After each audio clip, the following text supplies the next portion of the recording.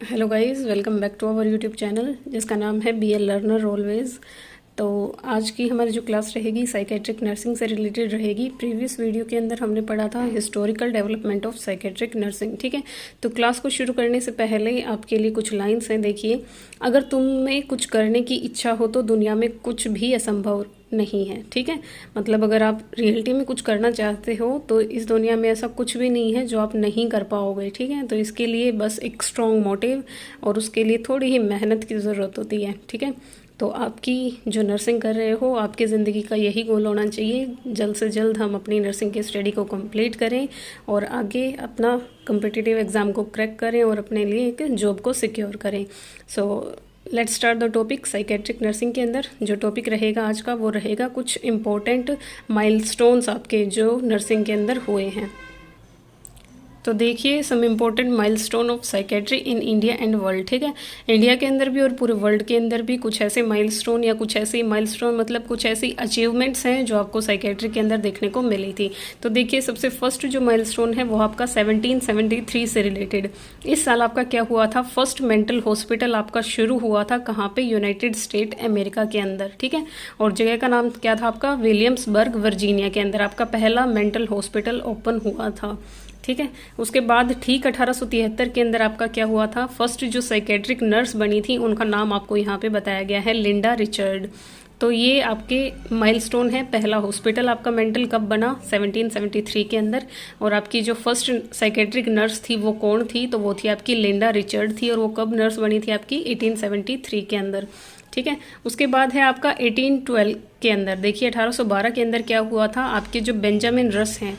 ठीक है, Benjamin rush क्या है? आपके एक साइंटिस्ट हैं जिन्होंने क्या किया था, पहली बुक लिखी थी। किसके ऊपर लिखी थी? आपकी साइकेट्रिक के ऊपर एक किताब इन्होंने लिखी थी। किसने? बेंजामिन रश ने।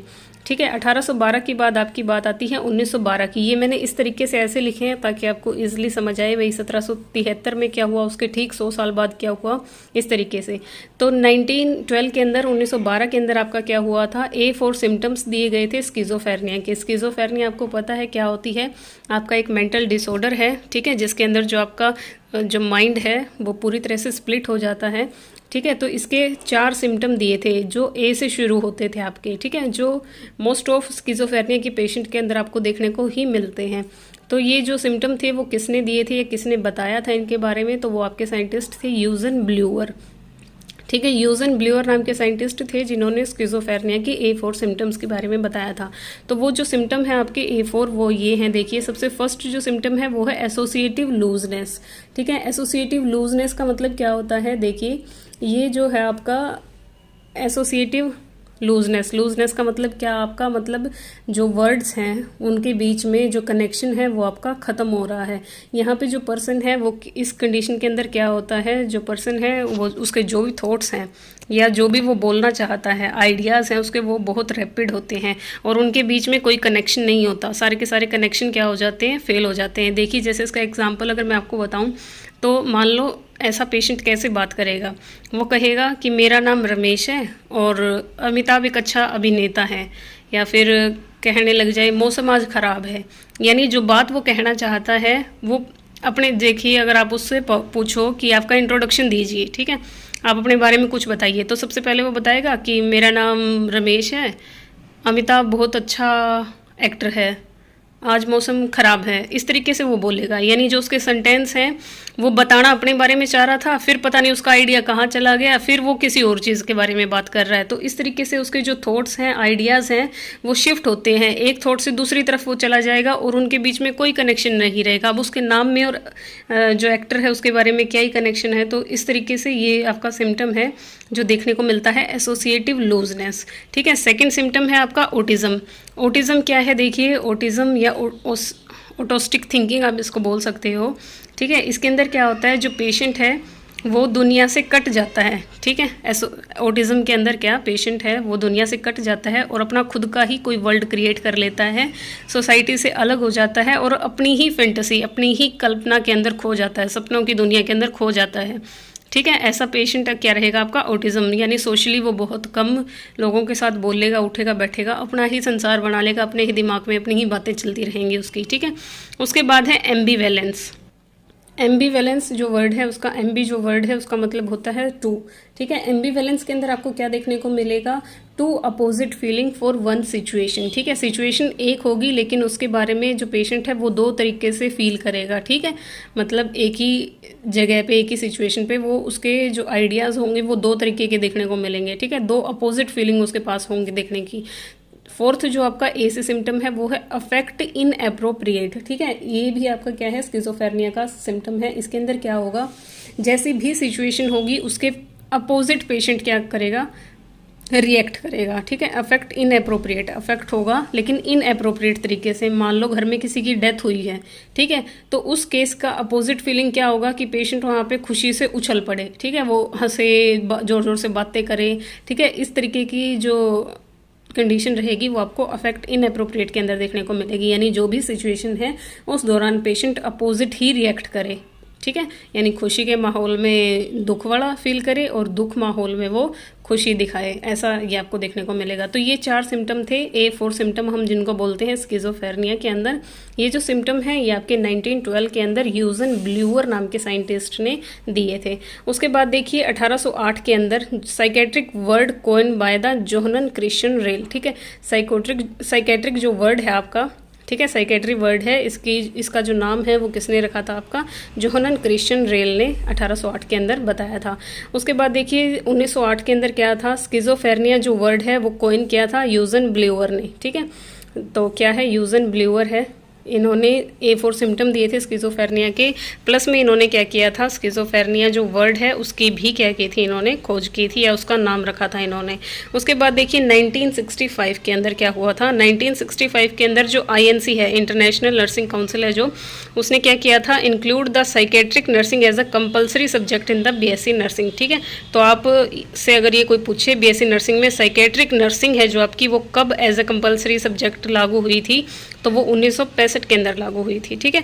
उसके बाद देखिए जो 1975 है उसके अंदर क्या हुआ था, 1975 के अंदर जो आपकी MSc नर्सिंग है वो स्टार्ट हो गई थी साइकेट्री से, ठीक है। 1975 से पहले अगर आपको MSc करनी है तो आप साइकेट्री के अंदर नहीं कर सकते थे, लेकिन MSc आपकी शुरू हो गई थी साइकेट्री में भी होनी 1975 के बाद। और फर्स्टली सबसे पहले ये कहाँ पे शुरू हुई थी, किस कॉलेज के अंदर MSc आई थी आपकी साइकेट्री के अंदर, वो थी आपकी RAK कॉलेज है आपका, ये नर्सिंग का, न्यू दिल्ली के अंदर ये आपका प्रेजेंट है, ठीक है। उसके बाद देखिए 1986 में क्या हुआ था, INC include the nursing subject as a compulsory subject in GNM also, ठीक है।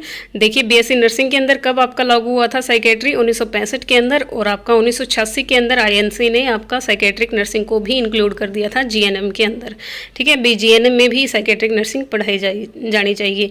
ठीक 1 साल बाद क्या हुआ आपका, 1987 के अंदर 22 मई 1987 को आपका मेंटल हेल्थ एक्ट पास हुआ था, ठीक है। मेंटली हेल्थ जो लोग हैं उनके लिए जो एक्ट बना था वो आपका कब बना था, 1987 के अंदर। डेट क्या थी आपकी, 22 मई। तो अगर आपसे मेंटल हेल्थ एक्ट डेट पूछ लें इसकी, तो 22 मई। एक्ट कब पास हुआ था, 1987 के अंदर। और मेंटल हेल्थ डे कब मनाया जाता है, 10 अक्टूबर के अंदर। और मेंटल हेल्थ ईयर किसको बोला जाता है, 1960 को बोला जाता है, ठीक है। उस साल मतलब आपका मेंटल हेल्थ ईयर रहा था। तो ये कुछ टर्म है आपको जो पता होनी चाहिए यहाँ पे। इसके बाद देखिए जो नेक्स्ट टर्म है 1940 के अंदर आपका नेक्स्ट पॉइंट है, ठीक है। 1940 में क्या हुआ था, बोर कमेटी की रिकमेंडेशन के ऊपर आपका जोसेफ बोर नाम के एक साइंटिस्ट थे, इन्होंने जो भी बातें कही उनके ऊपर एक कमेटी बना दी गई थी। तो 1940 में बोर कमेटी की रिकमेंडेशन पे इंडिया के अंदर 5 मेंटल हॉस्पिटल आपके बनाए गए थे, ठीक है। इंडिया में 5 मेंटल हॉस्पिटल खोले गए थे, किसके कहने पे, बोर कमेटी के कहने पे, कब, 1940 के अंदर, ठीक है। तो देखिए सबसे पहला जो हॉस्पिटल था वो आपका अमृतसर में खुला था, साइकेट्रिक जो हॉस्पिटल है अमृतसर में। देखिए आपकी ड्यूटीज़ भी लगती होंगी, BSc नर्सिंग 3rd ईयर के अंदर आपको अमृतसर के साइकेट्रिक हॉस्पिटल में शायद ले जाया जाता होगा। तो ये जो आपका है ये कब ओपन हुआ था, 1947 के अंदर, किसकी रिकमेंडेशन से, बोर कमेटी की रिकमेंडेशन से। उसके बाद 1953 के अंदर आपका मेंटल हॉस्पिटल खुला था हैदराबाद में। 1958 में ये आपका ओपन हुआ था श्रीनगर में। 1960 में आपका शुरू हुआ था जामनगर में। और 1966 में आपका आया था दिल्ली में। तो ये 5 जगह हैं जहाँ पे बोर कमेटी की रिकमेंडेशन से इंडिया में 5 मेंटल हॉस्पिटल खोले गए थे, ठीक है। तो ये जो मैंने यहाँ बातें लिख रखी हैं, क्या लिख रखी हैं कि 1953 में ही आपका नेशनल मलेरिया कंट्रोल प्रोग्राम शुरू हुआ था। ये बस चीज़ें कुछ याद करने के लिए है कि मलेरिया को कंट्रोल करने के लिए कम्युनिटी में जो प्रोग्राम हम पढ़ते हैं 4th ईयर के अंदर, ठीक है, या सेकेंड ईयर के अंदर। तो वो प्रोग्राम कब शुरू किया गया था? 1953 के अंदर।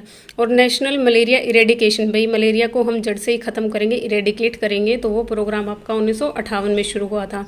मीजल्स के लिए जो वैक्सीन आपकी लगती हैं वो 1960 से शुरू हुई थी। और UNDP है जो आपका यूनाइटेड नेशन डेवलपमेंट प्रोग्राम, ये जो आपकी एक एजेंसी है इंटरनेशनल, वो 1966 में शुरू हुई थी। तो ये भी कुछ चीज़ें हैं जो हम इनके साथ याद रख सकते हैं। लेकिन ये जो है आपका, ये आपको याद रखने हैं कि हॉस्पिटल आपके कहाँ कहाँ हैं, बोर्ड कमेटी की रिकमेंडेशन पे कहाँ कहाँ बने थे।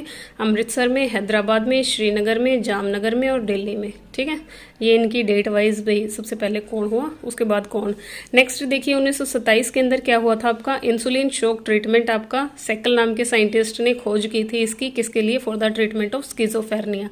ठीक है, स्किजोफेरेनिया जो डिजीज़ है उसको ट्रीट करने के लिए इंसुलिन शॉक जो थेरेपी है उसकी खोज की गई थी। 1938 में आपकी ECT की डिस्कवरी हुई थी। किसने की थी? यूगो सेरिलेटी और लुसिनो बेनी ने, ये दो साइंटिस्ट थे, इन्होंने इलेक्ट्रोकन्वल्सिव थेरेपी को डिस्कवर किया था 1938 के अंदर। ये आपके कम्पिटिटिव एग्जाम के लिए भी इंपॉर्टेंट टर्म है, ECT आपका इंपॉर्टेंट टॉपिक है। उसके बाद देखिएगा 1949 के अंदर क्या हुआ था, लिथियम ड्रग की खोज हुई थी। लिथियम ऐसी ड्रग है जो मैनिया के अंदर दी जाती है। ठीक है, तो उस ड्रग की खोज आपकी 1949 के अंदर हुई थी। ठीक है, और किसके द्वारा हुई थी? ऑस्ट्रेलियन था साइकेट्रिस्ट आपका, जिसका नाम क्या था? जॉन कैडे था, इन्होंने इसकी खोज की थी। उसके बाद है आपका 1952, यहाँ पे क्या हुआ था, फर्स्ट एंटीसाइकोटिक ड्रग थी जो आपकी शुरू हुई थी, वो क्या थी? क्लोरापेमजीन। ठीक है, क्लोरप्रोमेजीन नाम की पहली एंटीसाइकोटिक दवाई थी जो आपकी खोज की गई थी, जिसकी कब? 1952 के अंदर। ठीक है, एक चीज़ और है, 1952 के अंदर जो आपकी हुई थी, अपगार स्कोर आपका आया था। पीडियाट्रिक नर्सिंग में आप पढ़ते हो, बच्चे के जन्म से 1 से 5 मिनट के अंदर उसकी आपने असेसमेंट करनी होती है। ठीक है, कि उसका रेस्पिरेटरी कार्डियोवास्कुलर अच्छे से चल रहा है कि नहीं चल रहा है, तो उसको आप अपगार स्कोर बोलते हो। अपगार, वर्जीनिया अपगार नाम के साइंटिस्ट हैं आपके, उन्होंने इसकी खोज की थी। तो ये अपगार स्कोर 1952 के अंदर ही दिया गया था। लेकिन साइकेट्री के अंदर हम पढ़ें तो इस साल क्या हुआ था, आपकी क्लोराप्रोमेजीन नाम की दवाई इंट्रोड्यूस हुई थी। 1936 और 37 के अंदर आपकी साइको सर्जरीज भी होनी क्या हो गई थी? शुरू हो गई थी। तो आज की क्लास के अंदर इतना ही हम पढ़ते हैं, मिलते हैं नेक्स्ट वीडियो के अंदर नेक्स्ट टॉपिक के साथ। आई होप आपको ये अच्छे से समझ आया होगा। So thank you guys.